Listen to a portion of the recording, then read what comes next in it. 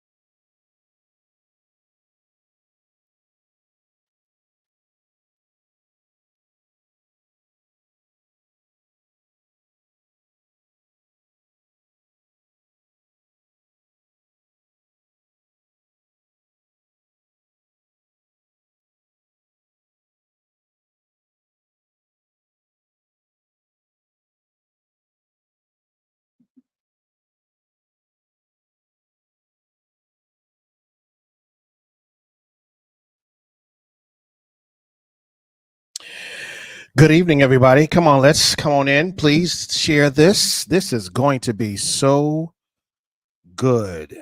Grace and peace. Good evening, all of you wonderful people. Please come in. Let us know where you're coming from, calling from. Sit down, have a seat. Let's get together. We are really going to unpack this thing tonight. We have been able to identify the dangers, the lurking hidden dangers in rejection. And so tonight we're going to uncover, we're going to expose. So if you're on Facebook, if you're on YouTube, if you are on Twitter, please do me a favor, share this, like this, get somebody in here, tag somebody. You know somebody right now who is dealing with rejection, dealing with the woes and the pain of sorrow and the abandonment. And so tonight we want to really, really help with exposing this evil spirit, as well as the woes and the difficulties of how to navigate through it. So let's share, like, share. Come on in. Let's try to find uh some answers. My name is Apostle Kali W. Chris III. I am the senior pastor of Church of All Nations, and this is Hi, I'm Lady Chris coming in. Thank you all for being here. This is going to be a topic tonight to talk about. yeah. Really major. So let's work on this. Let's spend some time here. I want you to get a hold of your Bibles and allow yourselves. And we're not. It's not going to be heavily biblical. Uh, More than it's going to be a talk of bringing some awareness to this subject. And I believe a lot of people are struggling with this, and we haven't really we don't really do a good job with this in the body. So tonight we're gonna try to do something with this. We're gonna try to work on this. So get your notepads. I know some of you may not want to be seen. You don't might not want to be seen watching this with us or listening to us, but trust me, this is going to help you. So I thought it'd be good to start with rejection. And today we're talking about overcoming relationship rejection, breakups, divorce, abandonment. And it's one of the areas I believe that we have a lot of answers to in the church. We tell people all the time that they should not, allow certain things, and how we are how we are supposed to overcome these things and know that we are bought with a price and that we're anointed and that God loves us, and there is that talk. But the other thing that I want to um highlight is that even though we do talk about these things, it doesn't fix it, right? I mean, all this word knowledge we have, and we're going to talk about this tonight. We're going to go through the facts about rejection. We're going to go through all of them, and then we're going to talk about um the, like the 5 stages of denial, and then we're going to talk about how to deal with it.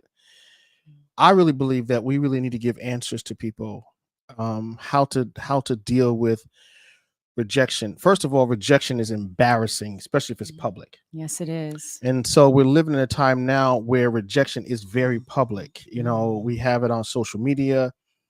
And sweetheart, I can't tell you how many people that are friends of mine on social media, male and female, but it tends to happen to females more than males in my and from what I've seen and what I'm seeing is that I see a lot of women who declare they're in a relationship and they are in love and they're having this wonderful time with this new man in their life, and they go on their statuses and they put I'm in a relationship, and some even I'm engaged, and some I'm in doing all these things, and then only to find out later on that they're not. Yeah. Right, and they're heartbroken and they're embarrassed, and it's public. Yeah. Right, it's Yeah. public. And so and that, and it happens to men too. So if it's happening on one side, it's happening on the other, but Yeah. it tends to seem to happen a lot more with our women. And I got 3 daughters. Yeah. And we got 3 sons. Yeah. Right, and we're trying to do everything we can to help them make good decisions. And also, we have to provide some healing, some solace to this pain Yes. of rejection. I tell the story. The first time I ever experienced rejection in a romantic situation, I was 12. I was 10 years old. God bless you. Good to see y'all. Come on in. Um, I don't know how to be 10. I keep saying 12, but it wasn't 12. I had a paper on a 12. So I had to be like 10. And I was liking this girl, and turn around, she was going away for the weekend, and I gave her $1, Yeah. and only to find out when she came back from her vacation, her time with her dad that weekend, I wasn't her boyfriend no more. I was devastated. Yeah. So of course, ever since then, I became this, I became this wall. I became one that I would never trust again. And so it did impact me. But I do know what it's like to go through divorce and abandonment. Yeah. And I do know the embarrassment of such, right? Being a pastor, being a minister of the gospel, being a public person, your stuff is always up there, and whenever you are going through things, everybody expects you to be perfect. Everyone expects you to cross all your T's and dot all your I's, and it doesn't work that way. No. And so, we have all the right things to say, but the saying doesn't help. It doesn't help when you just tell me get over it. Yeah. Oh, she wasn't no good, or he wasn't no good. It doesn't fix it. It's like bumping your head. You bump your head, like I used the other morning. You bump your head. You know why your head's hurting, but it don't take away the pain. Right. So let's get into this, sweetheart. I'm gonna ask you to kind of open up with some thoughts about rejection, and then we're gonna get into our 7. How many different? Yeah, I think we have 7 of them. Facts about rejection, and then we're going to get into the stages of rejection, and then we're going to actually talk about how to embrace it, how to get through it. Right. Okay. So go ahead. Let's give me maybe an example of what you've been through. And it's amazing how you brought up your experience, because I was speaking with one of our sons today because he's trying to be in a relationship, or thought he was in a relationship, and he was asking me questions about it. And clearly he's being rejected. And before he goes into another level of rejection, because right now it's the surface, right? Mm-hmm. So I'm giving him cues. He's aware of the red flags. So, we don't want to see our children hurt, right? We don't want to see them embarrassed and in this type of pain. So, what we do is we give them advice. They're grown, but we don't want them to go down that road because we know what it looks like and how it feels. So, with that being said, I'm like, she's not the one. She's not your wife. She's not that. You need to back off. You're telling me the red flags. I'm giving him the example of a wrong way, like when you're driving on the road and you see a sign that says wrong way. You don't go that way because chances are you're going to have a head-on collision. So, yeah, we don't rejection is just terrible. So what is rejection? So it's a dismissing, it's a refusal of acceptance. And quite often we experience that, as you mentioned, during childhood as we're coming up, whether it's in preschool or as toddlers, when we start to socialize, when we go to school and we want to get along and be a part of a crew. We play with our toys, playing with toys together. And there's some kids, they just don't want to play with you. And we don't understand that. Or just in home life. It could be our parents sometimes. Some of us have very critical parents. We try to live up to their expectations. Or some parents are just not emotionally available. They're just not there, whether it's because of their upbringing or not, and that plays a role in a child's life coming up because we look for that warmth. We look for that caregiving, those hugs, those kisses, those words of affirmation. We look for the attention as children. So when we don't get that in the home coming up or just neglect, that affects our growth. That affects us socially. It affects us physically. It just overall affects us, and it trickles over into our adolescence. It trickles over into our adult life. Now we may say, and we may joke about it sometime. Oh, he missed some hugs from dad, or we'll say as some kind of saying he didn't get many hugs or whatever, but that could be true, and it's very painful. So that's rejection. It starts there because during childhood there's bullying, there's teasing, there's that ostracizing, and we go through this awkward stage in growing up. I don't know if you remember it, but during, like, it could be like around middle school, when our heads are kind of big and our teeth, we lose our baby teeth. So our adult teeth come in and they're big and we just look awkward and we look funny, and people, well, not people, but kids tend to tease us. So we go through these stages and then we just feel more, withdrawn, or we become introverts at that stage. And so that's where it starts. That's the first thing I thought about with rejection. Okay, And if so we don't take care of that, if we don't have our parents or a relative or someone close to us to assure us and affirm us, then that feeling that we don't know how to process when we're children, that stays with us. well, what happens is that when we are coming into our own, we're experiencing the world. How Mhm. to navigate through the world, how to be received and how to receive and how to be belong. All those things happen in adolescence. And so because we are in this space of trying to find our way, it leaves us wide open. Mm. So these things again will, as they impact you, they can and they will shape how you see the world Yes. for the rest of your life. And excuse me, because you've been through some things, excuse me. Oh, excuse me, because you've been through some things, now you're kind of seeing this world through this lens. So let's talk about the impact. Let's talk about the effects that rejection has on you and on us. And again, this is some of this stuff that we're going to talk about tonight literally is probably hindering some of you from having healthy relationships. I know it hindered me for many years from having a healthy relationship, and how to navigate in relationships. And in church, it doesn't really help you with this, right? We don't know how to. Um, it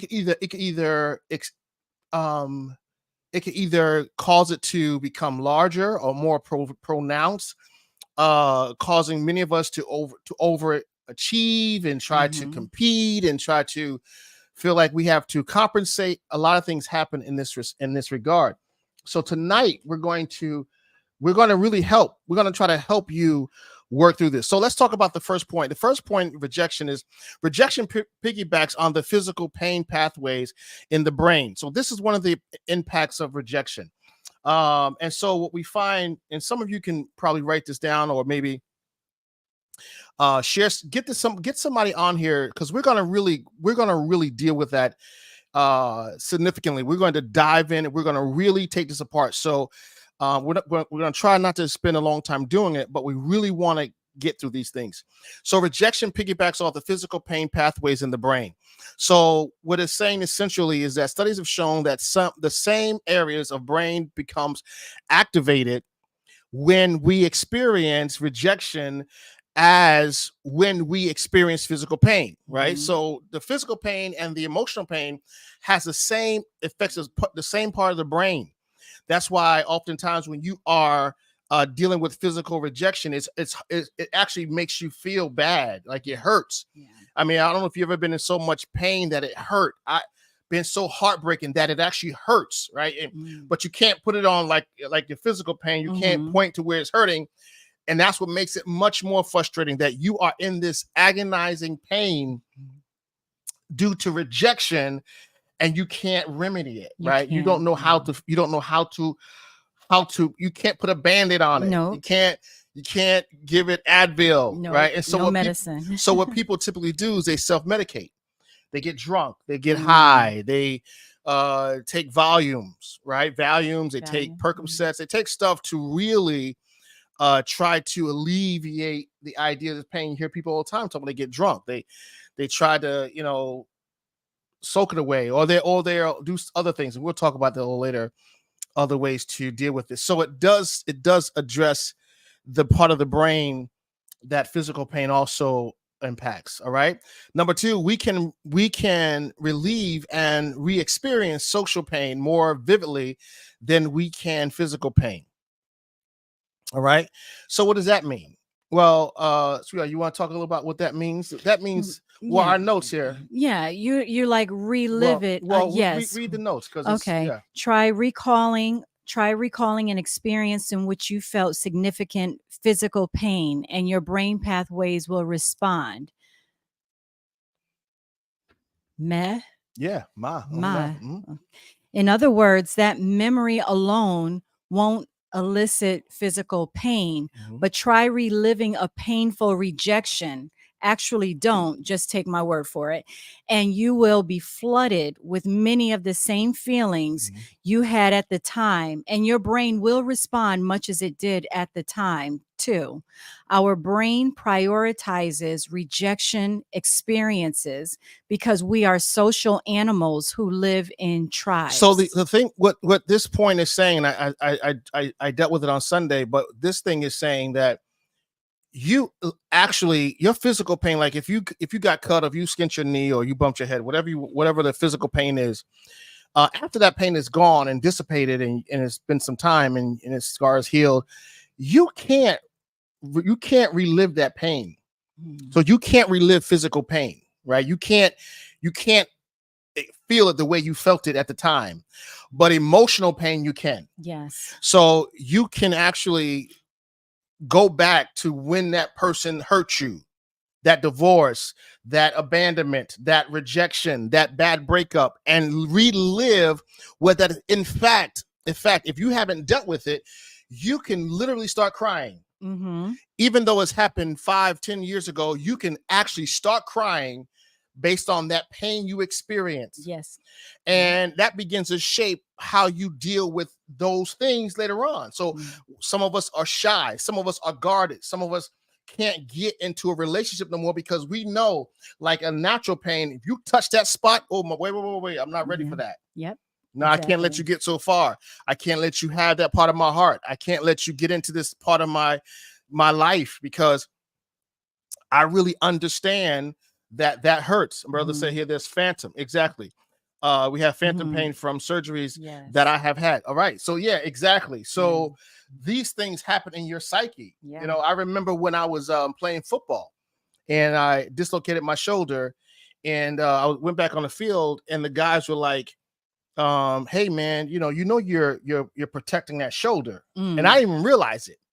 I didn't realize that when I went to go to hit or tackle or run, I would, and people would hit me. I was running back. I would somehow, they said I was shying away from where that shoulder was, and I was doing it subconsciously. Yeah.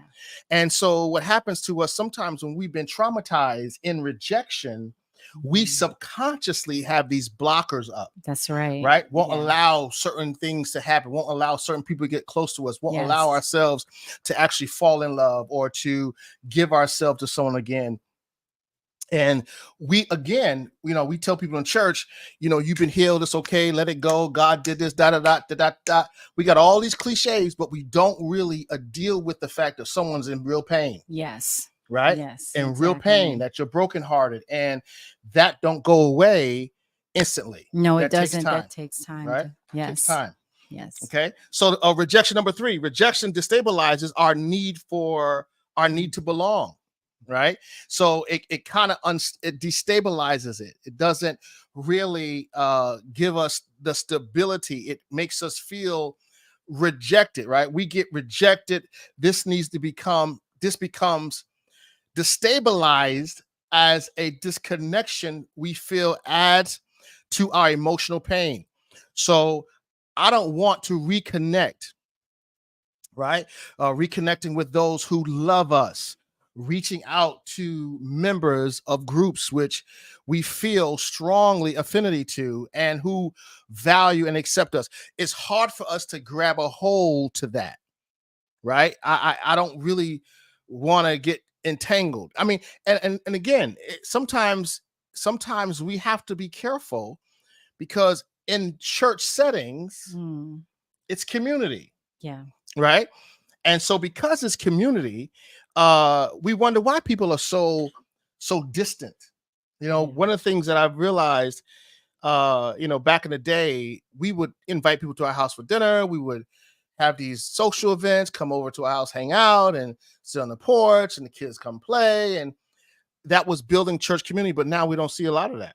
No, so much distrust out here, and people have a lot of stuff going on, and they don't want that need to belong. They don't want to gather all the time. Okay. But I think it's more, like you said, it's just so ingrained in us. When you go through that pain of rejection, now we've been rejected, we know what it's like. We can talk about rejection, but until you've gone through this certain level of rejection, once you poured your heart, mind, and soul into something, into someone, just for it to be ripped apart, thrown away, totally disregarded as nothing, it's like, it's hard to move past it. And it's not that it cannot be done, but it takes so much. And that's why in church we have to be so careful when we handle each other, because we don't know what it takes for people just to get to church. To deal with things in the church. And I'm already going through something personal, like myself, not me, but I'm just speaking in general. I'm going through, and just for me to get up in the morning and know in my mind, I have to go, I got to get into the presence of God. I got to get around, other believers. And I really don't have the space and time for shenanigans, if you will, the Mhm. stuff that goes on. And just to get to church, that's why those smiles, those hugs, that warmth, that warm spirit, and it means so much. Mhm. Mhm. That's deliverance right there when someone walks into the church, and you being a greeter, just to be a greeter or an usher, Mhm. just to say good morning, praise the Lord, we're so glad you made it. Mhm. You have no idea. Yeah. That's a ministry right there Yeah. in Yeah. itself. Yeah. For you don't know what you did. You just played a part in a process of somebody's That's deliverance right. just by welcoming them. Yeah. And that's the key. That's the key when we are trying to win the lost, right? People, Yes. I always say that, sometimes I remember one time, uh, in particular that I was alone, living alone, and I hadn't had any contact with anybody all week long. I go to work, but we don't Yeah. touch people at work, No, right? you just function. And you go to Just work, move. I don't, especially men, we don't hug nobody. We go to work, we go do our job and come home. We may shake a hand or two, but nothing in that kind of affectionate thing. And the sad thing is, some people, the only contact they'll have Yes, is with somebody in church, right? And absolutely. so when and that's a problem too, because sometimes people can't even go into church. Well, I feel like, you got everybody who's insecure. Well, why is she trying Yes. to hug my man, or is she trying to get to this one?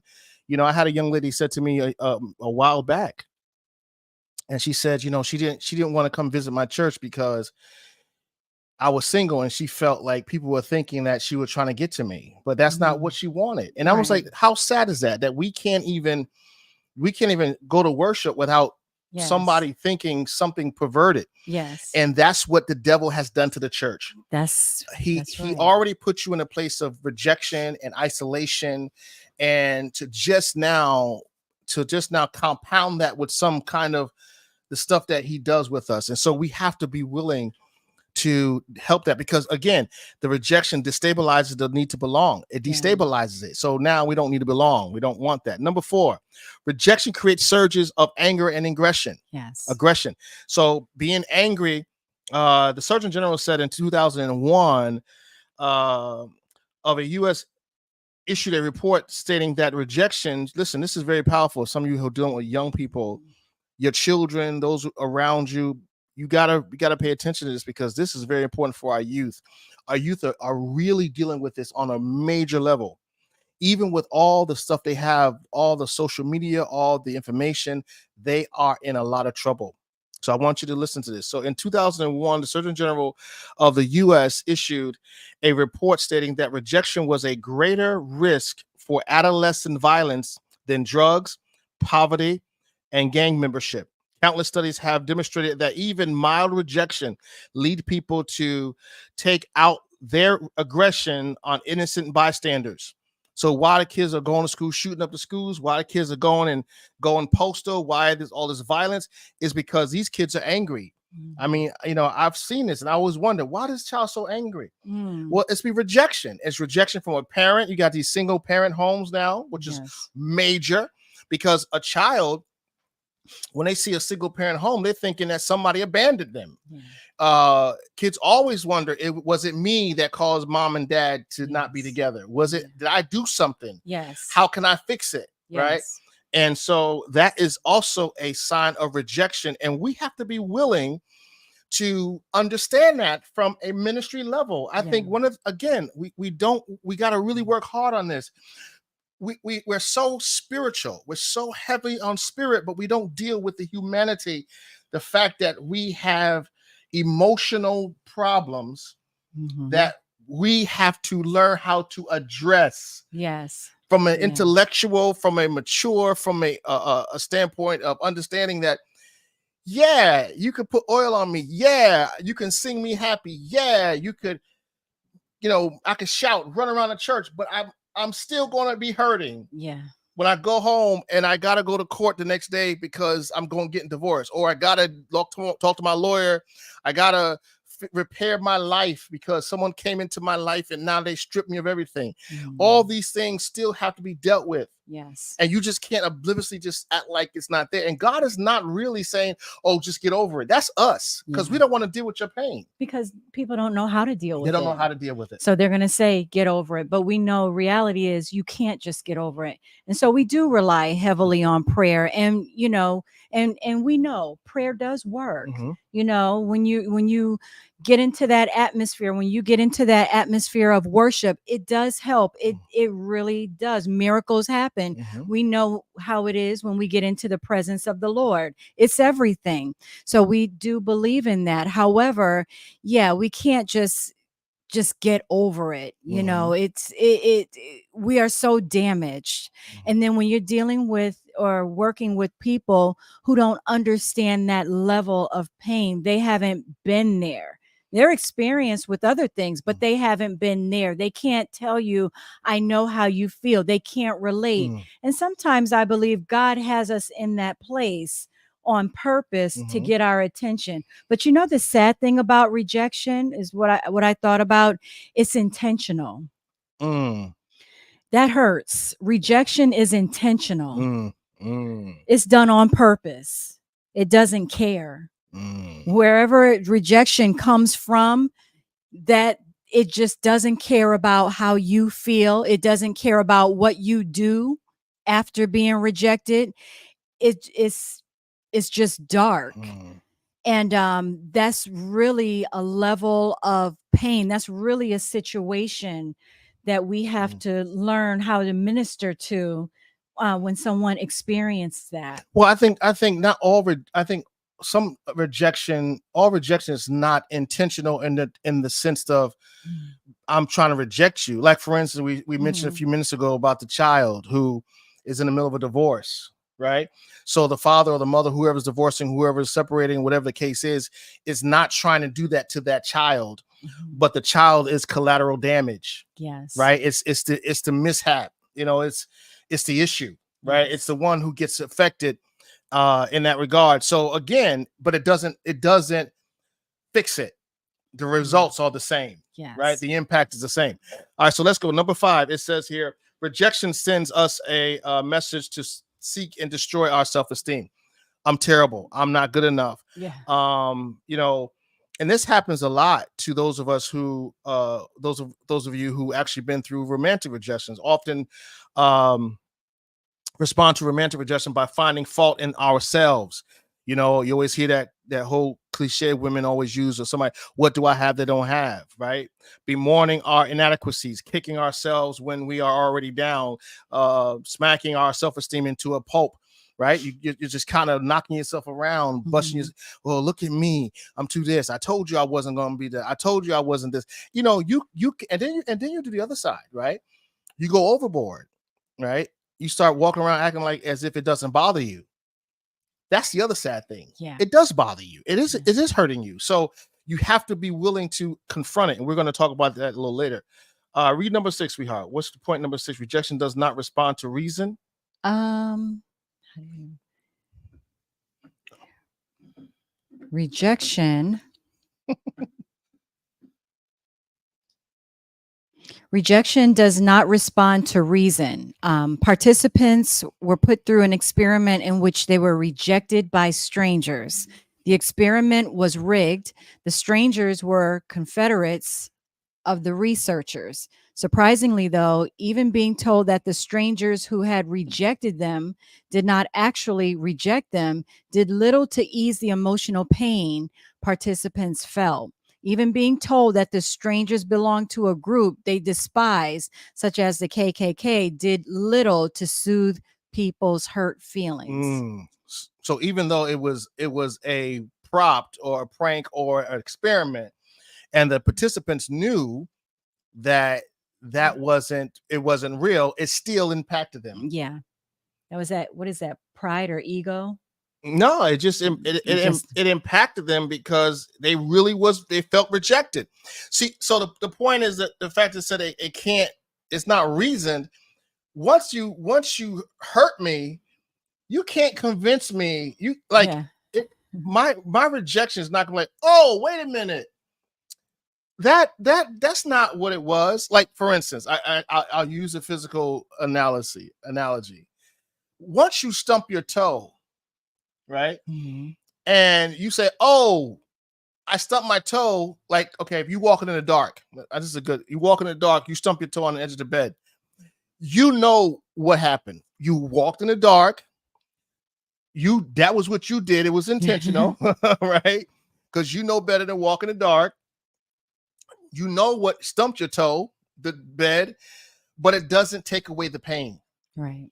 You can't just say, "Oh, you know what? Oh, that stumped my toe. Let me just ignore that." No, it hurts. Mm. Same thing with emotion. No matter once you hurt me, Mm. right? Yeah. It's there. I Yeah. have to allow time and process to come. I may not have a lasting impact on me, but it will affect me. And that's Mm. one of the things that we have to be careful of. Let's go to number 7. So you want to read number 7? And we're going to get into how to the different signs of rejection. Go ahead. Okay. There are ways to treat the psychological wounds rejection inflicts. Mm-hmm. It is possible to treat the emotional pain elicits and to prevent the psychological, emotional, cognitive, and relationship fallouts that occur in its aftermath. Mm-hmm. To do so effectively, we must address each of our psychological wounds. For example, soothe our emotional pain, reduce our anger and aggression, protect our self esteem, Mm. and stabilize our need to belong. Hmm. Yeah. Well, what's funny too, because I can't tell you how many people that I know that are actually in relationships dealing with rejection. Mm. Just because a person is still with you don't mean that they are, you're not experiencing rejection, right? The rejection comes on different levels. I mean, Yeah. my wife is very affectionate, right? And I'm not all that. I'm not. I try to be better at it because I know that it's important. But one thing I always make sure is that I never push her away. I always make sure that even though if I don't feel like, because I am sometimes I'm like not, I don't feel like the touchy. But I know she does. She likes that. She'll come, I'll be sitting there reading something, she'll come right up behind me, hug me. God bless you. Um, hug me, kiss me. And I really don't, I'm not in the mood. I'm not, I'm sitting, I'm sitting at the table. Or I'm sitting somewhere, or I'll be watching TV on the couch, whatever I'm doing, she'll come right and stand right in the way of the TV. Yep.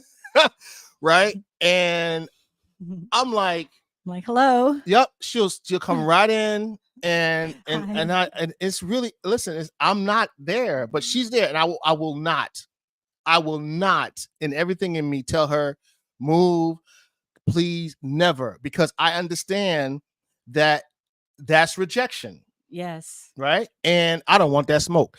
It So is. so I listen, and then she's not gonna be there long. I know all I gotta do is weather through this. Yep. Weather through it. Hold on. Count to 10. I gotta Just grin and bear it. I gotta weather through it. Yes. Right. And and that's fine, because I know that this is always give and take. Yes. It's always give and take. Yes. And there's sometimes I want her to come over and hang out with me. Like I remember one time I was downstairs and she was somewhere in the house, and I was like hanging on the couch and doing that. I was like, "Hey!" Sure did. I was like, "Where are and you I at?" say, Lord, why does he do that? Why can't he text me? Who's texting the house? Why? But I know there are times that I want that, and I don't want her to say no, or because I'm not good with that. I know I'm not, right? So I'm like, mm-mm. And that's what we have in common. Yeah, we're not Because good if with. you told me There'd no, be a problem. I don't know how to deal with Yeah, I that. know. That's why I don't do I that. don't know how to process. Nope, I don't do none of And that. then the TV has to come off, That's and it. we just have to We talk. gotta listen. Who wants that? The football game has to Man, stop. no. So I know where this is going. So, and I'm not gonna win. So therefore, it's on and popping. Whatever you want. And again, it's always because you don't want to. No one wants to feel rejected, especially when they really want attention, Especially in your home. in your home, right? Yeah, that's something. And so that's important. I want to put that out there because I think a lot of times what happens. Am I losing people?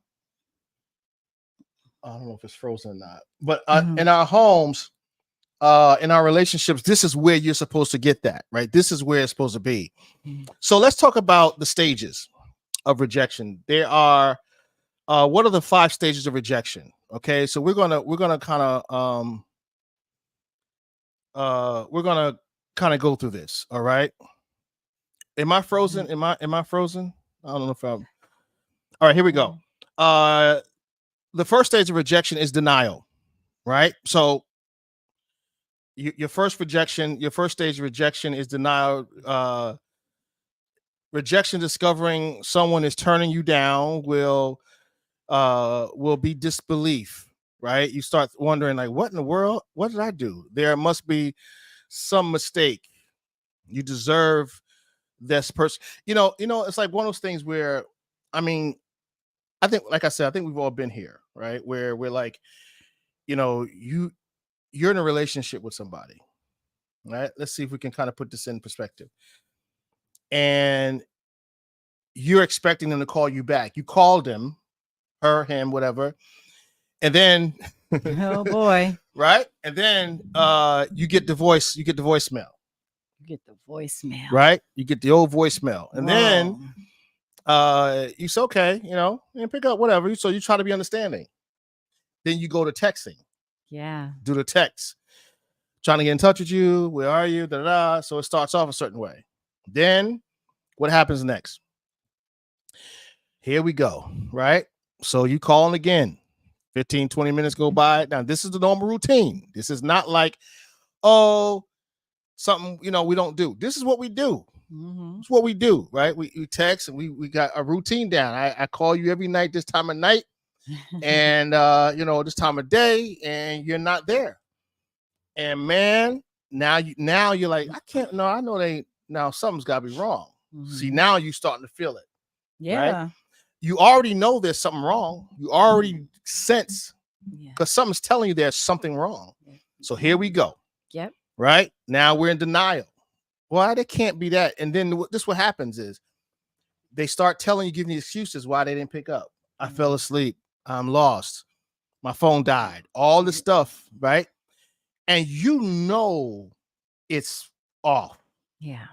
Right? You know it's off. You feel it's off. You know when you feel it. But what do? Self-denial. Hang in there. You start denying. Well, maybe that's true. Maybe that benefit of the doubt. Yeah, maybe I'm just doing, and then they start making you feel bad. Right? Mm-hmm. Here we go.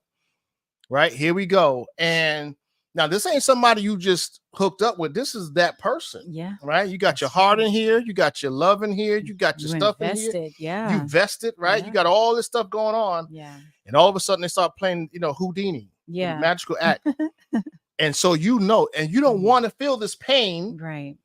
Right? Yeah. You don't want that pain. Yeah. So what does that mean? Now what I'm doing, I am now remembering that pain that I experienced from rejection before, and I'm trying to protect myself from that. So I start denying that this is happening to me. Yeah. Yeah. Right? And you get relieved. Even though you know that's what happened, at some point, even after the time or the agony, you get relieved that you just want to hear something. Yeah. So you believe a lie. It could be almost cockamamie as long as it gives you a little indication that it could have happened. Yes. Yeah. You'll grab hold of that. Yeah. You're so grateful for that. It's like, it's like tossing you crumbs. Yeah. Let me just say this just to keep you quiet, you but know. but I'm talking about the other side of it. The Mm, person who's receiving this this right. nonsense. Yes. You're just like so glad to get it Yeah. because you don't want to believe that that's what's happening. Yeah. Number two, the second stage of rejection is anger. Now you know that you've been rejected. Now you Yeah. know you've been kicked to the curb or being kicked to the curb. And so that is that level of rejection. That denial is once you realize that your rejection isn't a misunderstanding. I know what you're doing now. Like, you know what I mean? Like, and I'm gonna use it in a relationship context. You see another phone number pop up, or you walk into a grocery store and you go into a restaurant, or you in your car and you see them in their car, Hmm. right? Catch them red-handed. Now you got another whole problem because you know what just happened. You are in the midst of rejection Yeah. and you are furious, Yes. right?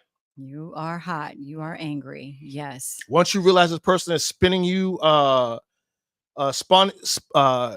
springing you all over the place and just kind of making a mess of you. Now you are mad, right? And that's stage two, right? And you can't. You once you get to that point, it gets ugly, Yeah. right? At this point, you might be tempering. Uh, uh, you might be tempering to go off with on the person rejecting you, right? Start cussing and carrying on, come out of your character, right? You know how y'all do. Get Mm. mad, start acting like the devil, act like the world. You want to throw things, right? Start getting arrested, calling the cops. This one gets bad, y'all. Yeah. Right now, number Yeah. three. You want to say anything, babe? I don't want to keep Yes. going. No. You. That's when. So that denial. Mhm. That denial is that what I call is that benefit of the doubt. Like, Mm. it's Well, we possible. on anger now, I know. babe. Hmm. But it's like no, don't tell me. You don't want the Hmm. truth. You can't handle the truth. But then when you get the truth, number 2, Hmm. anger, because in denial, how you can get Hmm. because you're so invested and you don't want to go to Hmm. anger. You're trying to slow that down. But yes, with anger, it's right there. There's the truth. It's Hmm. in your face. And you react a lot of times. We say what we would do and what we would not do. The thought process, and I don't know what we want to stay on denial for a little bit because anger is extreme. That's the point we don't want to get to Hmm. because you lose control there, Hmm. right? So, but once you get there, once you get to that anger, it's like, how dare you? And then we go right down that list, all I've done and all we did and all of that. And it's there. Yes, that rejection Hmm. is there. So you're angry. So now we're on number 3, the Hmm. bargaining. So bargaining, you'll get to the point where you begin to think that the person who disappointed you did so because of a faulty assumption or a lack of information. Oh, I didn't know you were going to be here tonight. Oh, I didn't know we were supposed to go out to dinner. Oh, I didn't. Wait a minute. I'm sorry. Right? Bargaining. You'll think that if you could just talk to them, you'll win them over. Don't leave. Listen. I'm telling. Okay, so I know you've been wanting me to give you more time. I'm going to give you more time. I know you've been wanting more money. I'm going to give you more money.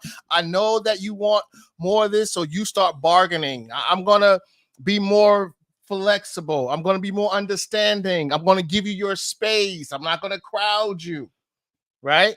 Because that's what bargaining is. Now you start reducing your own happiness, right? What your Mhm. standards. This is where some of you have to be careful because this is where you start losing and reducing your standards, Yeah. right? You start going the other way with your standards. I don't know. This doesn't make sense. So now you're bargaining, right? You're bargaining. The phrase that can easily dissolve into something frightening for the other person if you let it. You need to give the person who turned you down space. Here we go. They don't owe you an explanation for their rejection, but their sake of but for the sake of your future relationship, should both choose to have one, you need to accept this decision with grace. Deal with the fact that it's coming to an end. Yes. And the Yes. faster you can get to the door, the better. I remember watching now this is going to be interesting for some of y'all, because this is, I think this is kind of where you got to kind of take the bull by the horn, right? Mhm. When you start asking yourself, you start saying to yourself, how do I say this? And there's a show, Seinfeld, right? Seinfeld, there was an episode where George was gonna break up with this girl, and she was like, "Don't do that, don't break up. I'll do better. I'll do this." And they talked about having the upper hand. So, and then so when he was gonna break with her, she was like really pleading with him to be with her, and she was compromising, bargaining, as we're saying it. And then later on, it flipped, it turned, where she now she had the upper hand, and she was leaving him.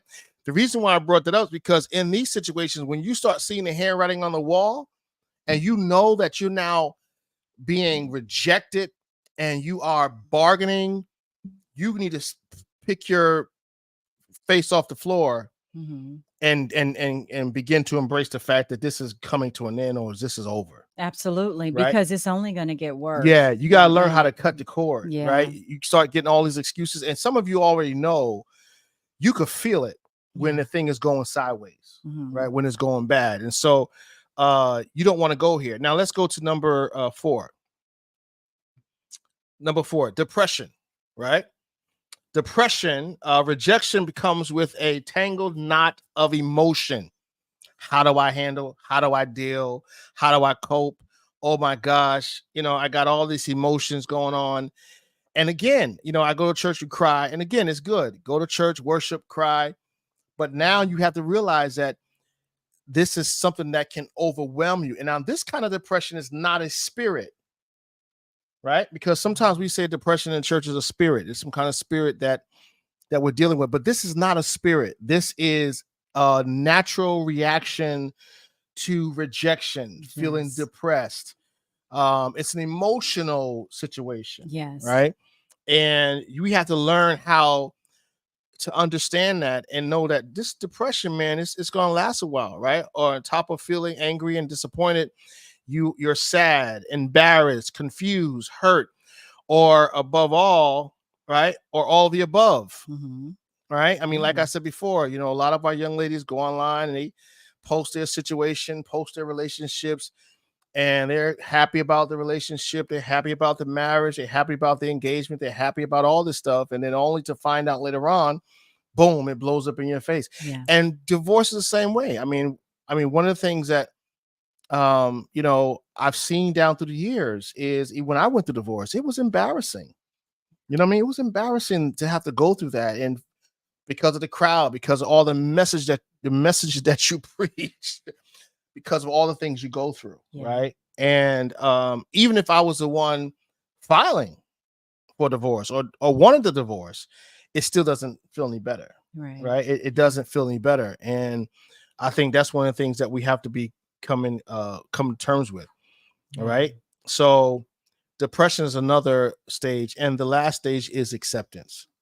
Now, this is where you really going to start turning the corner, when you can accept the fact that this is what it is, Yes. and not in an unhealthy way, but in a way that um you can start picking yourself up, Yeah. right? Yeah. With your tears, with the void, with the sorrow, with the all that stuff. Just start lifting yourself up and accepting the fact that this is what it is. All right. So number 5, right, babe? You want to talk to that a little bit? 5 so yes, you're accepting it now. This is you've done all that you could do. You Mhm, put in all your human efforts to mhm, maintain this relationship, and it's just not going to work. mhm, But at this point, when you realize, okay, I've done all I could do, it's just not going to work, then you can process this better and mhm, you can move on. If you have to grieve, and we've been told this before, you can grieve. It's okay. Mhm. It's okay to cry. It's okay, but you just don't want to stay there. Mm. You don't want to stay stuck. You go through, and the only way is to come out is to go through it. Mhm. Mhm. So once you've accepted, once you cried, once you talked about it, once you prayed about it and all that, and accept that this is what it is, then just at this point, you can only be thankful, Mhm. Mhm. because at this point, you could say it could have been worse. It could have gone another way, but here I am. Mhm. I'm still standing. I still have what I have. I learned my lesson. I can help somebody else who may be going through this, because certainly I'm not the first, and certainly I won't be the last. Mhm. And Mhm. you just take it as a learning experience. You're not bitter, but what do we say? You're better, Mhm. right? You Mhm. you still came out, and that's just how you have to look at it. It's a part of life. Rejection is a part of life. And it's how we process all of these stages, without flying off the handle in Mhm. anger. Because we do get, we all get really upset, and we could be really angry and say things that we shouldn't say. Mhm. But at the end of it all, we've come out of it. We've come out of Mhm. it, and we can move forward. So yeah, I think it's we have to take a critical look at what happened, and be real about what the real deal is. And start doing some introspection, Yeah. right? Yeah. You What know, did you learn? you gotta Yeah. do some introspection. You gotta do Yeah. some healthy critical analysis. Mhm. Did I ignore the signs? Am I willing to now learn from this experience? Is this going to make me stronger and not harder? Yes. Right? Because there's a difference. So, and regardless, you've learned and able to grow from this experience. You must understand to protect to the process. And next time you face rejection, how do I handle this? And again, I think once we get to that point, we're really starting to make uh, uh, a good use of this experience, right? Mhm. Because I there was something I was teaching. Never waste a good crisis, Mm.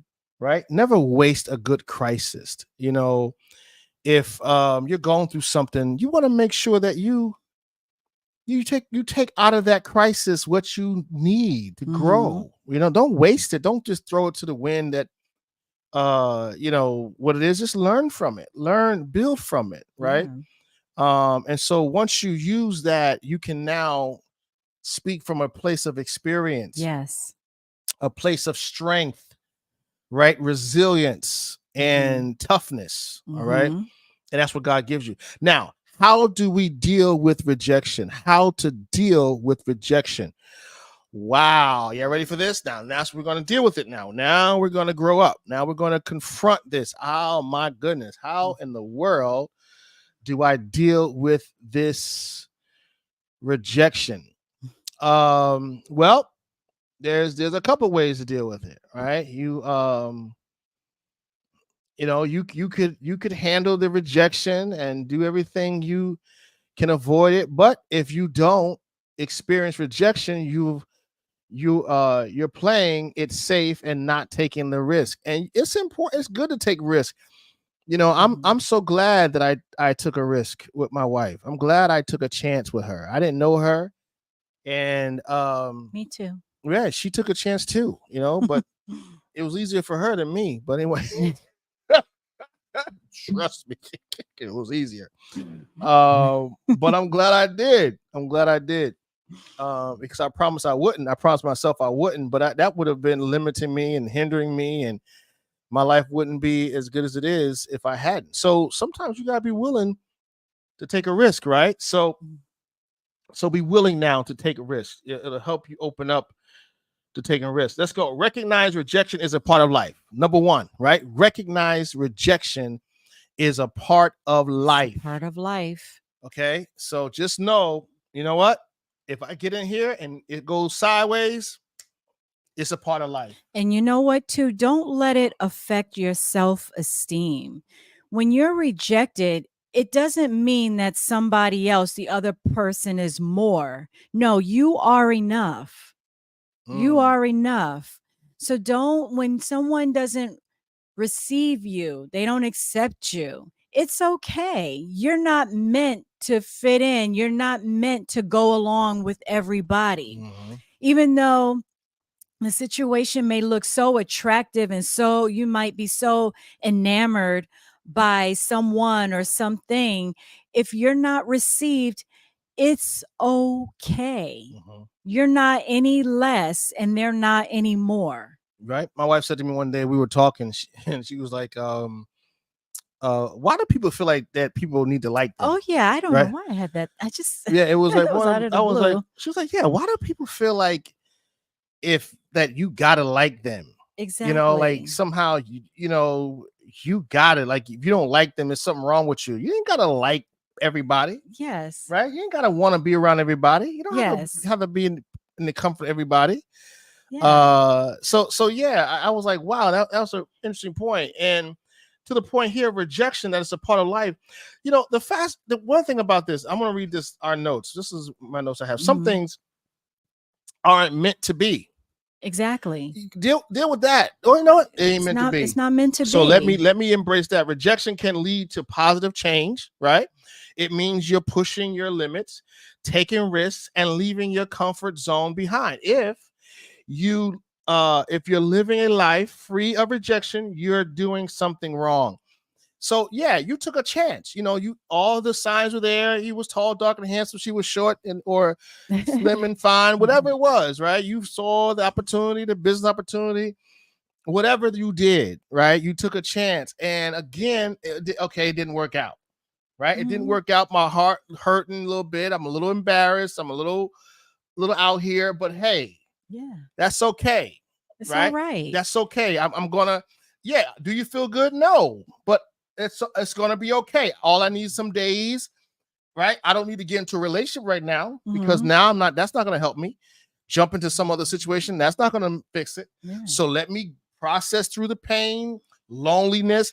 I remember I had to do this. I remember there was a time, sweetheart, where I had to get comfortable with being by myself. Mm. Yeah. Right? You got to just say, you know what? You're alone. Yeah. Yeah. This is what it Yes. is, right? Mhm. So just deal with it. Yeah. Go home because you can't trust everybody. You Right. can't get into nothing, right? You can't be a part of. Go home, watch your TV, read, go to church. When you just go through your life, and you know what happens? The more you deal with that, the better off you get healed, Yeah. restored, and you starting to pick yourself up a little bit. Yeah. Okay. Yeah. Number two, accept what happened. Yes. So don't waste time pondering it. Accept what happened. Yes. This is what happened. They left Mhm. me. They don't want to be with me, Yeah. right? And just deal with that. Okay. We have a notes here, right? So we have read that. Yes. Read our And notes. it says the longer you delude yourself by claiming it doesn't matter, the harder it will be to overcome the pain and disappointment. You've been let down, acknowledge it, and all the other feelings that come with the pain of rejection. Mm, So, what I've learned in this, when we're going through, guess what? The time doesn't stop. mm, The days, tomorrow is coming. We mhm. know that scripture, weeping may endure for a night, Yeah. joy comes in the morning. Tomorrow is coming. So, although we can stay stagnant in this state of rejection, um, tomorrow's coming. And we have to know what we're going to do. We have to make a choice. And guess what? We can make a choice. Mm, Should I just stay in this state of mind? Should I just stay right here? Or should I just go ahead? Tomorrow morning is coming. The next day is coming. I can move forward. Um, take on a new hobby, Mm-hmm. Mm-hmm. um, go hang out with some friends, Mm-hmm. moving forward in life, taking on new ventures, do things that you've always wanted to do. There's so many social groups out here. If you always wanted, I'm just going to throw this out there. If you like hiking or wanted to explore hiking Mm-hmm. or traveling, you could do so much. You don't have to stay at home. You don't have to stay in the dark. You don't have to stay under your covers. You don't have to stay in the bathroom. You don't have to stay in the dark place. You can do so much that takes your mind off of that. And it's actually healthy. You can go to the gym. Mm-hmm. You could go for walks. You could do so much, but you have to tell yourself, I refuse to feel like this another day, another moment, another hour. Yes, it hurts. Just like you use the Mm-hmm. example of stumping your toe. Yes, it hurts, but it can't stop me. What do we do with our, we'll splint that toe up. Mm-hmm. We'll Mm-hmm. put on a boot and we'll keep on going. And that's what we have to tell ourselves. I'm going to keep going. This was not, I saw something on social media the other day. This is just a chapter in my life. It is not my whole story. Mm-hmm. Isn't that powerful? Mm-hmm. So just accept that that was a chapter in your life. It's not your whole story. It doesn't define you. Rejection doesn't define you. Mm-hmm. You just keep going. That's right. Yeah. That's right. And the more you do that, the more healthier you are in emotionally. Yes. Because now you don't come off needy, you don't No. come off desperate, Nope. which is also the sign of rejection, right? People who we talk about self-esteem. You start becoming needy, you be desperate, clingy, right? And that's never good. Never. Never You good. don't. Yeah. No. Because you're not healthy, you're not stable, and you didn't do the necessary things that it requires in order to move on to another relationship. And again, the other thing too is that you have to forgive people. Yes. Right? Forgive the one who rejected you. That's one thing we got to be mindful of. You got to forgive them. Yes. And regardless of how it works, just say I forgive you. Yeah. Give me for what? Well, first of all, I forgive myself for even allowing you to come into my life, or I forgive myself for even allowing it to go as far as it did. I got to really get past this. And whatever I did to this person, because sometimes rejections are also responses. Yeah. So you may feel like you're being rejected, but the reality is you probably, because there's another side of this, which I know Right. we haven't dealt with, but the reality is that the person actually had to get away from you because you were toxic, right? And you may see it as rejection and it doesn't feel any different, but you might be the problem. And that's the other thing too. We haven't dealt with that today. That what did you do? Yeah. Right? Were you too much? Were you too smothering? Were you Right. trying to control the situation? So there's the Yeah. other side of this whole thing too that we haven't dealt with it, but we're just dealing with rejection tonight. All right. So here we go. Number 3, process your emotions. Look towards look towards understanding and positively manage your feelings. All right. Uh and again, sometimes feelings are very tricky, right? You have to be willing to sit and bask in that, right? Yeah, it's hurting right now, right? Sit right there, let that sit there, and let that become, not where you're waddling in it, but enough to know that you don't have to jump on and try to fill that void with something, Right. right? Because sometimes we got to be careful because we start masking over stuff and we don't really deal with it, and that is unhealthy. Yeah. Denial, it goes back to denial. But you got to just say, you know what, I'm processing this emotion. Yeah, I'm feeling like I'm lonely, or we should go on our date nights this night, or you know what I'm saying? Yeah. And so that night comes up where you're usually getting ready to go out, right? And that ain't happening this weekend. Right. So what do?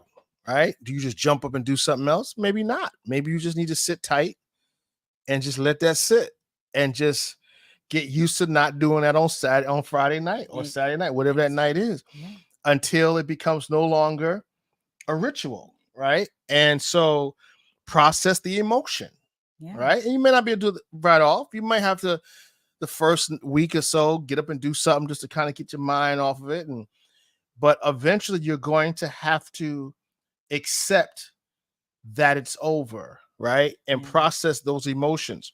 Okay. You may want to become angry, take it out on other people. Yes, rejection hurts, but that doesn't give you the right to hurt others. Right.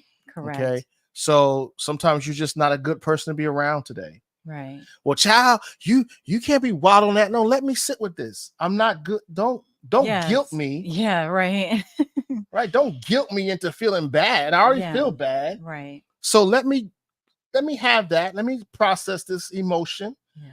and I'll talk to you later Right. until I can, get myself together. Right. Yeah. Crying is healthy, Yeah. right? People don't cry. People don't weep. They don't allow. Sometimes you gotta mourn these relationships. Absolutely. Listen, and people will tell you, well, you get up and go. Man, sometimes you gotta mourn You this. You have, gotta just yes. let it be what it is until you can do better. It's a Until death of a it's a relationship. death of relationship. Mourn it, bury it, give it a eulogy, Yeah. and then throw some dirt on it, and Yeah. now it's time to go on, right? Yeah. So eventually, like Moses, like God told Joshua, Moses is dead, Good. That's right. right? So at some point or another, you're gonna have to, you will, but you could mourn. God ain't gonna stop you from mourning, Mm, but not too long. right. Eventually, and your timing is your timing, right? Exactly. So just Exactly. process your timing as your timing. Yes. Yeah, you want to say anything about that, baby? No, you said everything. Process your emotions Mm-hmm. and just refocus. Yeah. And prioritize. Make what's your priority now? Yeah. We know what used to be your priority, but what's your priority now that that relationship is over? Mm-hmm. Now you're no longer going through the process of rejection. Mm-hmm. You're no longer that. And don't come out, I can't tell you what to do, but what I'm saying is try not to come out damaged. Yeah. Don't come out damaged, because what happens is when you get into the next relationship, because Mm-hmm. you will get into another relationship.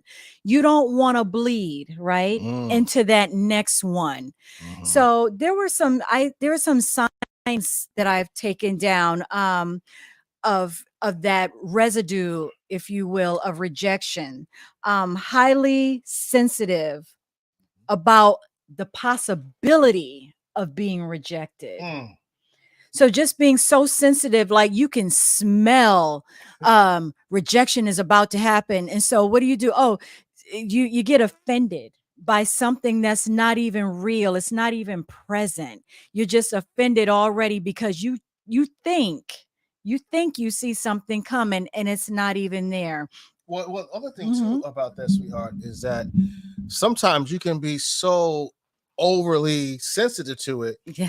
you start compensating to it out the gate. Are you okay? Is everything all right? I don't want you. No, don't leave me. Yes. Don't do this. Now Yes. it's like, whoa, what are you talking Wait. about?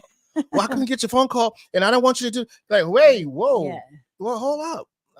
No, really, Yes. I'm at work. It's the middle of the day. Like, what's wrong? Why is that? Because then you start going that way. You're like, um, um, I just don't. I got so scared. I got so nervous. Like, oh my god, I got a nut on my hand. Oh my gosh, I got a lunatic on my hand, baby. I don't want you to feel like because I don't want to do one sided.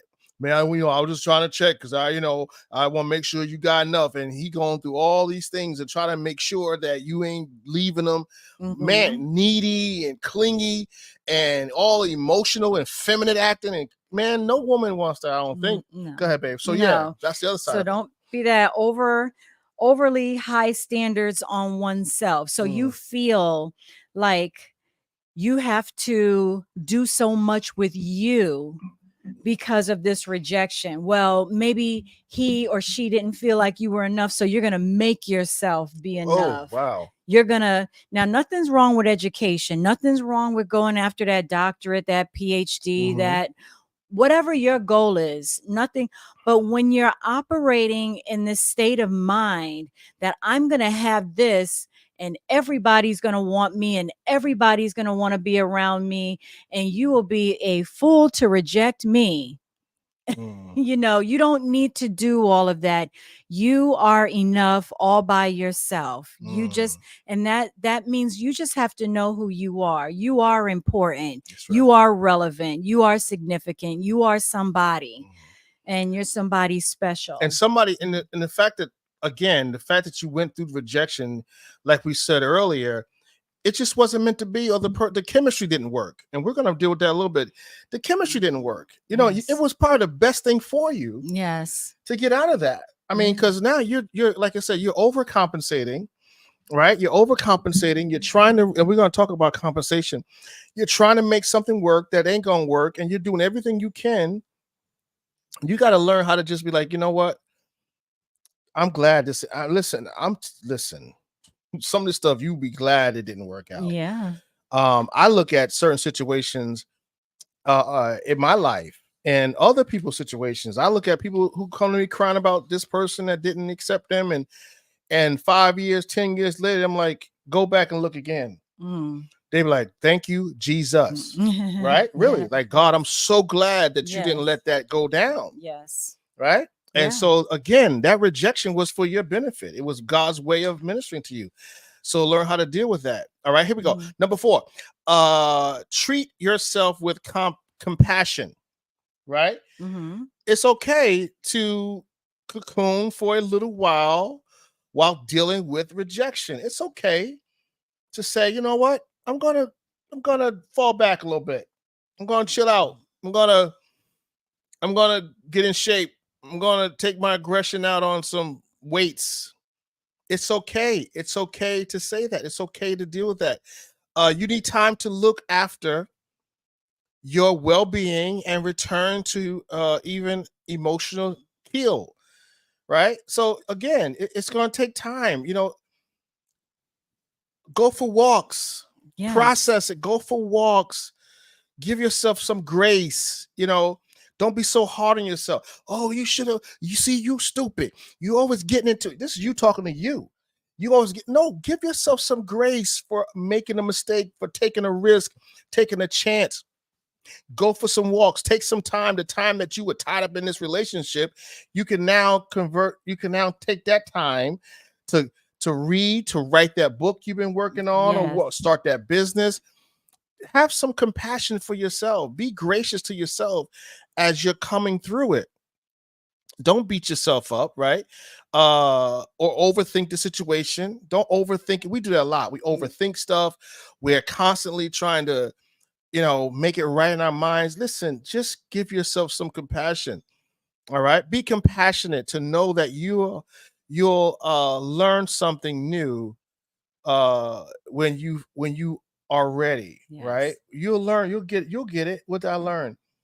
Wow, I learned that maybe I gave too much too soon, right? Mhm. Maybe I was attracted to that person because of some deficiency I have.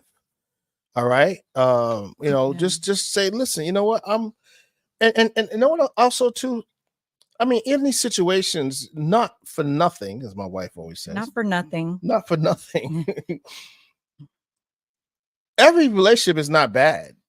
I mean, even in the rejection, there are some good things that probably took place, Oh yeah. right? You can say, Um, wow, I had some good times. yeah. I was able to go to this nice restaurant. I was able to go to this place and see that and see this and whatever. And you got to be okay with that, right? You got to Mhm. say, I did learn some things. I did, and I always believe that although you're dealing with rejection, you got to be able to, like I said, make a good use of a crisis, but pull out of that what you've learned, Yeah. right? Because there's some things I'm sure you look around, you can probably learn, and there's some experiences that you probably had, right? Because the Bible, we talk about oftentimes that some relationships are not forever. No. They're just not. They're people come into your life, and sometimes we pervert certain relationships, and what I mean by that is some of these relationships were not meant to be romantic, right? But you turned them into romance. Mhm. And you probably turn them to romance because you had some dysfunction already with you, Right. right? Because it was probably meant to be something else, a good business situation, or just a good friend for the season. But you had to turn into something else that God really hadn't intended, That's or right. wasn't even Right. good for you, right? Right. So again, that's you dealing with that. Keep your eye on your health, both physical and mental. It's easy to become so wrapped up in disappointment that you let things slip. Okay, experiencing or learning new skills keeps you from uh reminiscing about rejection, Mm-hmm. right? So kind of work through these things. If your low mood lasts longer than 2 weeks despite your best efforts, it's time to seek professional help. That's another thing that we got to be mindful of. Okay, now if you're going through something that's lasting longer than 2 weeks, you need therapy. Yeah. You need Yeah. therapy. And let me be clear, that relationship was not what did it. It triggered something else that Yes. you had unresolved issues. Yes. So the relationship might have kind of brought those things to the forefront. But now that you realize, man, I'm still not over this stuff, I'm still dealing with it, you need some therapy. Absolutely. And don't be afraid to go get help. That's right. That's right. They do publicize it. They do advertise therapy. Mm-hmm. Psychologytoday.com. Yep. There's a whole bunch of therapists. There's a lot of them, Mm-hmm. and you can filter the type of therapist that you That's need. right. That's right. And most of them accept insurances. So you would find the one that you would need, and they also take payment plans as well. Mm-hmm. So, there's really no excuse. Yeah. If Another it's thing too is that, and I know we don't talk about this enough, but we need to talk about this more. Therapy is one of those things that you will start, like, once you go through the process of therapy and learning how to navigate through your emotions and through your psyche, and kind of identifying who you are, you start gaining this new way of approaching conflict, uh how to address you Yeah. when you're being lazy, you're deflecting, you start realizing certain traits about yourself that you can mitigate, Mm-hmm. right, from going out of control, because now Yeah. you're like, wait, no, no, no, you're deflecting again. No, no, no, no, you're not taking responsibility. You always do that. You always, no, no, no, you're doing double standard stuff, right? So all that stuff you can reel yourself in, Yeah. right? Oh, oh, nope, nope, that's that trait. You're running and hiding now. You're hiding behind, you know, uh, the fact that you don't want to confront you. This is you. This ain't nobody but you, right? So once you go to therapy and really, really go through it and really process it, man, you become this whole monster. What I mean by that, it's a good way. Good, it's a Yeah. good thing. Where you're like, no, I'm not. No, I'm not going to. I'm not going to let myself do that this time. I'm not going to let myself be tricked. I'm not going to let myself trick me or lie to me. I'm going to tell myself the truth. No, man, you doing that because you don't want to face what's coming, right? And sometimes you realize you gotta take a deep breath, right? You gotta get Mhm. control of your emotions. All right. Don't allow rejection to define you. I think you said that earlier, right? Mhm. Understandably, your first reaction to rejection might be to wonder what's wrong with you. We talked about that earlier, right? Don't let it define you. Yeah. Don't let that stuff, don't let that stuff define you. And you got to keep kicking back. That's one fight you're gonna have to take on. Yeah. Listen, I'm not going to let that define me. Yes. I'm not a castaway. Yeah. That's I'm not right. some degenerate. I'm not some mishap. I'm not some trick. I'm not some jump off. Don't let that define you. That's right. Everybody's always leaving me. No, they don't. Everybody's Yeah. not always leaving you. You haven't been around We ain't been everybody. around everybody, right? So get rid of all that. Yeah. Kill all that, because that's a lie. That's the enemy trying Exactly. to lock you into some nonsense that you don't have to accept. Remember, you Exactly. could be the sweetest peach on the tree, but there will be people who don't like peaches, That's right. right? That's okay. You listen. You got to find the man or the woman who likes peaches, That's right. right? And I don't care how you slice it. It's amazing to me how, and I see people do this all the time. Men and women do it. Well, I'm gonna make this work. No, man, listen, it ain't gonna work. It's just no matter what you do, it's not like how and before all you do is find yourself fighting, trying to keep a relationship going that it's only you trying to keep it going. Right. Right? It's Yeah. only you. You're the only one in this. And that doesn't have to be romantic relationships. That could be just relationships between two same gender partners, people who just like hanging out. You and your boy, you and your girlfriend. You always calling her to find out what's, when we gonna go out or what we gonna do something. You always got to make the plans. You always got to go. No, man. That's a problem. Yeah. Right? That's a problem. So you got to learn how to deal with the fact that this is over. Right? Yeah. I know you may not like my jokes. Maybe I'm corny to you, or maybe we just don't thrive. I had a friend of mine one year told me one time, said, listen, man, I don't, we just gotta go our separate ways. I was like, really? I was like, really? All right, man. I didn't get it. He had a bunch of reasons why he thought we wouldn't be good friends again or anymore or whatever. And I thought, to be honest with you, I thought it was feminine. I didn't like. I was like, man, nigga, no, excuse me. I was like, man, you acting like beep. Yeah. I was like, it really. I'm like, but that's a form of rejection. But to me, I was like, you bugging, and it was good. I'm like, all right, man, you have a chill. It's okay, because it really wasn't that. It really didn't mean that much like that. Yeah. Right. I respected the space. I respected the fact that a person goes their way and whatever. But I was like, all right. Right. But then later on, I found out why God had to disrupt that, because there was some other stuff that was going on that I didn't need to be a part of. Exactly. Right. So there you have it. Yeah. So like I said, sometimes you just gotta allow things to take its course. Yes. Right. Because God is trying to move you somewhere else. Mm-hmm. And yeah, it's going to take rejection because you wouldn't do it. Right. How about them apples? And because you are loyal, you are committed, you are a good friend. And God says, you know what? I got to get this person away from you. So I'm going to rip that relationship up. Mm-hmm. You're going to have to deal with it. And it's going to be up to you how you handle that going forward. That's right. All right. So there you go. Number 7, grow from the experience. Yes.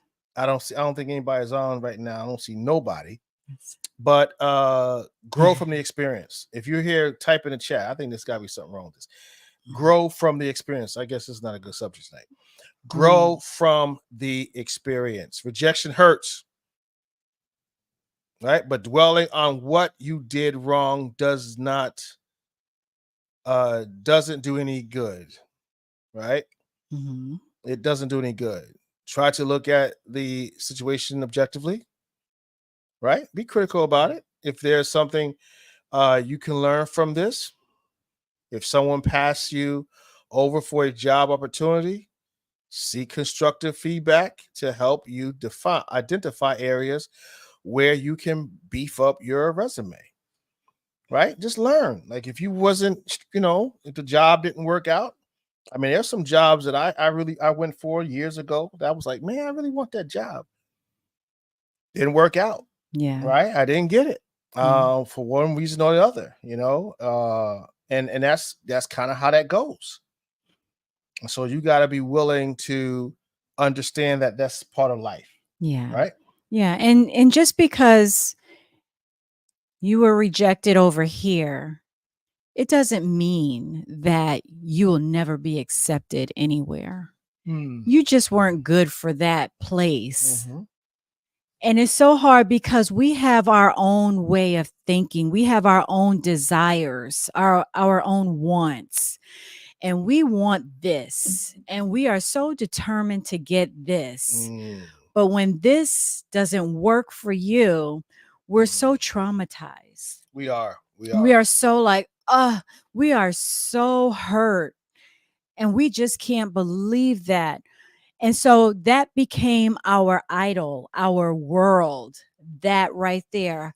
So when we're rejected, it's like we can't see anything working for us, but that is a lie. And we don't understand. We have to be thankful for rejections because when we're rejected, it's just it's a good place. It's like, you know what? I don't have to waste my time over here anymore because it's not for me. It's not favorable to me. It's not beneficial to me as I think it is because we don't see the whole picture. We only see through a dark glass, through a smoking glass, if you will. We don't see the whole thing. So we have to be grateful. You really need to be grateful for rejection. It's just In some such a situations, place yeah, yeah. in some situations, not everything, sometimes we just have to go through it. But what I'm saying is we don't have to waste our time and our experience over here anymore. We can move on and be accepted somewhere else because God has created a whole nother place for us somewhere else. And he's just waiting on us to let go. He can't bring us into that place until we let go. Let go of the hands. Let the hands go. So he can bring you into your new place. So And I look at these things because I think that it's a part of life, right? Like we said yeah. earlier, it's what happens in life. And like my man Calvin is saying here online, is that it's important. I mean, rejection it'll teach you a lot about who you are, Yes. your self-esteem. It'll challenge, it'll actually create either it'll create uh it'll create a stronger self-esteem or it'll destroy you, right? But you got to be willing to go through that time of rejection. But you can't get rejected unless you open yourself up for it, right? You have to be willing to take the chance. And I think that we have to know that, listen, this is what it is. This is what it was. But healthy recovery is essential. Yes. Right? How you recover. Yes. How you get back on your square, and not in a way of denial or bitterness or resentment, but in the way of embracing the fact that, yeah, this is what happened. Yep, this is what it is. Yep, this is what it was. But I'm going to learn from it. Right? I'm going to be better at what I'm dealing with. And again, man, sometimes it's tough. It's tough. But it's part of life. Yes. And so we have to be willing to embrace it. So that's all we have tonight on rejection. I think we've been on for a little while, an hour, some change. This was a good topic. I pray that it helps somebody. Yeah, You yeah. know. I believe it will. I believe if they can just take snippets of it and process it, this is one of the things you listen to when you're in a car driving for a while or home, just processing some stuff. We gave you some information how to navigate through.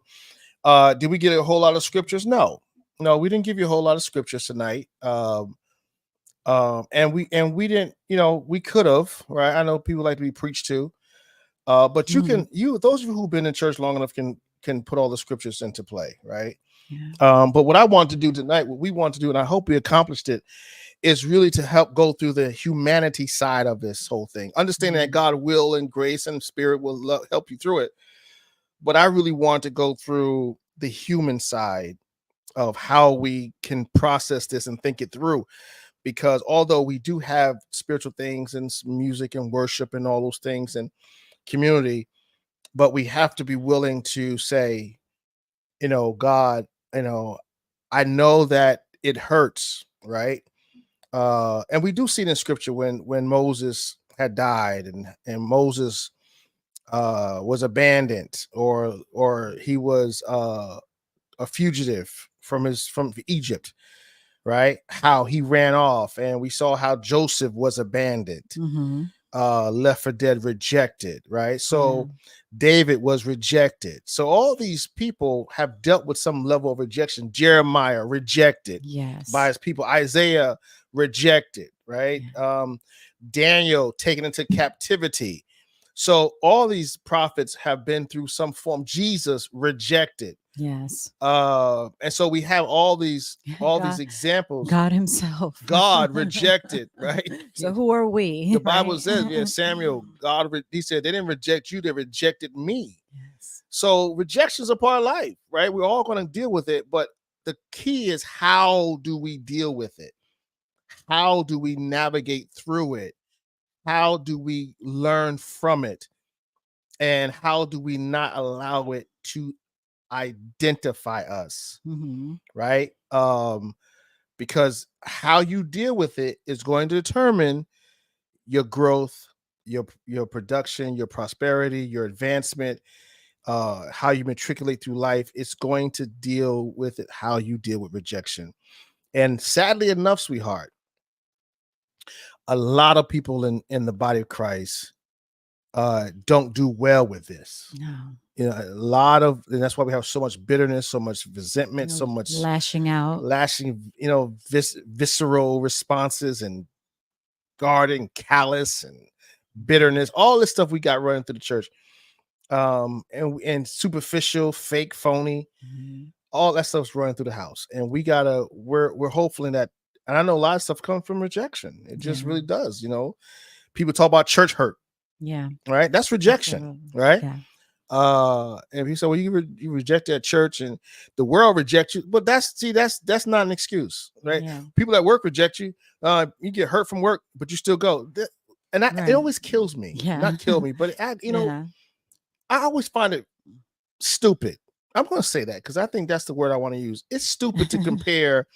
You can't say, well, the job, the club is, you got bitter people at the club and people hurt you at the job, but that's not the church. Right. Why are you comparing the world to the church? There's no, Right? yeah. I mean, we're supposed to be the light, right? So you can't, you want to drop us on the same level? Yeah. No. When people use that argument, I say, do you hear yourself? Do you hear what you're saying? You're saying that us in the church, who is supposed to be the light of the world, the salt of the earth, now we're like the world. So because people get hurt in the world, they should be willing to get hurt in church? No, it's not the same. Yeah.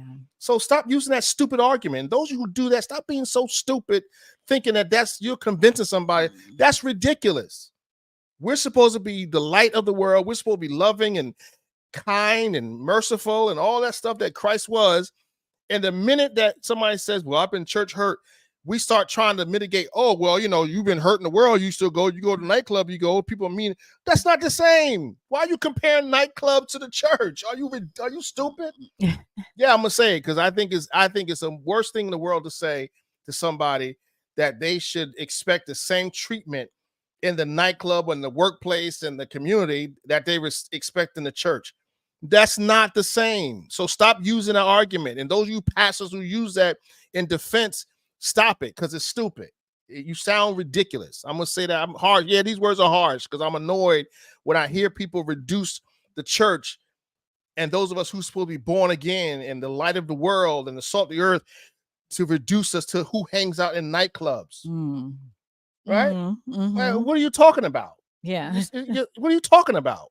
So anyway, I'm getting off that horse because we're supposed to have a higher standard. Exactly. Right. And that's just the reality of it all. Exactly. And that's why the church act like the world, because we keep reducing ourselves to the world. Exactly. So yeah, anyway, we're lowering the standard and we shouldn't be. Absolutely not. Yes. So it's a little annoying hearing these stupid arguments. Yeah. We should be better than this. And that's the problem. We're still trying to be like the world, and the world should be trying to be like us. That's because their deliverance is needed. Mm-hmm. See, people say, I'm saved, but I'm not delivered. I get a little leery about that. No, you need to be delivered. Yeah, get delivered. Get delivered for real. And if your church isn't preaching about that, you need to find somebody. You need to read. You need to pray. You need to fast. But you need to get delivered. Yeah, we got to really start showing this love thing that we say we have. I mean, that is going to separate us from the world. The people come into church and they're dealing with a bunch of hurt, wounded, disconnected, disjointed, destabilized. We got all this stuff going on in the church. And people say, well, the church is a hospital. Yeah, but guess what happens in the hospital? People start getting well, right? And there's nurses in the hospital too that aren't sick. There are doctors in the hospital who aren't sick. There are people who are helping people in the hospital who aren't sick. So everybody in the hospital is not sick. Right. right? It's the place where the Exactly. sick comes Right. to get To healed healed. and to Yes. restore and to recover. Yes. So stop using, oh, it's a hospital. Everybody, no. Everybody here is not sick, Yes. Right. right? So if you're Right. going to use the example, you got to follow it all the way through. Yes. Some of the stuff we say, we don't realize how silly it sounds, Yeah. because it is said, well, who's going to get us well? The Right. doctor is supposed to Well, be well, right. The elders. right? The If there elders, any the among pastor, you sick, the go to the right, elders. right, the mature, And those they'll- who've been there for a while, those who really are living, those of us who have come through these things. Yes, Right? absolutely. The We- overcomers. Why are we still the sick? more than conquerors. Why is Yes. everybody still sick? Yeah. No. No, everybody's absolutely. not sick in the hospital. Yes. So I know we use that excuse with the church, the hospital. Everybody's not sick in the hospital. No. Just No. the sick are sick. Yeah. And there are people who are there to do the treating. And that's what leaders do. That's what elders do. That's what pastors do. That's why the fivefold does. Yes. Right? For the what? Edifying and for the perfecting. Yes. That's what we do. Yes. So let's stop using these silly excuses, like, because again, somebody's got to be well to help to heal the people. Yes. And somebody's got to be a watchman. Right? Somebody's got to see this stuff. Somebody's got to be able to see, oh, he's hurt. Oh, she's hurt. Discernment. We need that. Where's your discernment? We need that. Right? Where's your discernment? Like the saints the mothers used to be able to point that stuff out. Yeah. But because all of us are still, we're not recovering properly. Yeah. We don't really allow these things to allow ourselves to go through these processes, and we forgot that we're human. Yeah. We just gonna ignore it. It doesn't work, man. No. It doesn't work. It doesn't work. No. And if it did, we'll see it. All right. All right. I'm done. You done with it? You got anything you want to say? Yeah, I think we've covered everything. Good. With rejection. So all right, I hope that this helped you. If y'all want my notes, you want our notes, just let us know. I'll shoot you my notes. I don't mind. But we're dealing with these things. It's so important that we deal with these things on a regular basis. All right. I don't know who's on. I can't tell. I think this thing is not really doing a good job with telling us who's on tonight. Yeah, so right now it tells me that nobody's on. Ain't nobody on? Ain't nobody on? That's a shame. All right. I don't know. Is that true? That makes sense. All right. I guess they'll see the replay. Overcoming relationship rejection. I guess nobody want to deal with that. All right. Anyway, you guys have a good night. And we'll talk to you when we talk to you. Be well. Blessings.